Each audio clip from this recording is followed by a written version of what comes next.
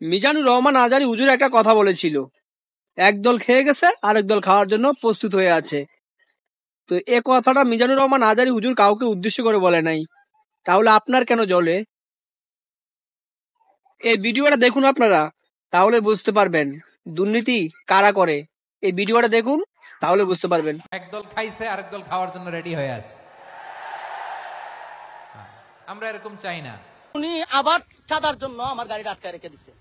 কারণ আমি দেশবাসীর কাছে বলবো, মাতুব্বর থানার যারা আছেন তাদের কাছে আমি বলবো যে আপনারা দায়িত্ব পালন করতেছেন, যে কোনো প্রতিষ্ঠানও কি তারা মানবে না?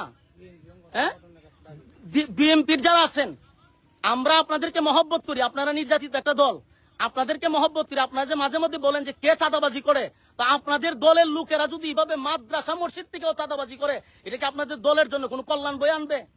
আমারে বলেন, এটা কি বিএনপির জন্য কোনো কল্যাণ হবে? মাদ্রাসা মসজিদ তো মানুষ মানার কথা।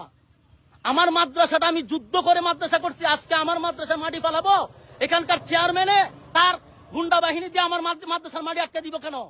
নানান জায়গা থেকে কিন্তু বিএনপি নেতা কর্মীদের বিরুদ্ধে প্রচুর কমপ্লেইন আসছে। আমার কাছেই সকাল বিকাল কমপ্লেইন আসছে। বিএনপি নেতা কর্মীদেরকে মাঠ পর্যায়ে কন্ট্রোল করা যাচ্ছে না। চাঁদাবাজির সঙ্গে যুক্ত, জমি দখলের সঙ্গে যুক্ত, টেন্ডারবাজির সঙ্গে যুক্ত। আমার এলাকাতে পদধারী নেতারা কেউ মাটি ভরাট করে নদীর উপরে, জমি দখল করে, আরেক উপজেলায় পদধারী নেতারা মামলা বাণিজ্য করে। তো কন্ট্রোল করা তো যাচ্ছে না। কেন্দ্রে খবর পাঠানো হয়েছে, কেন্দ্র কোনো অ্যাকশন নেয় নাই।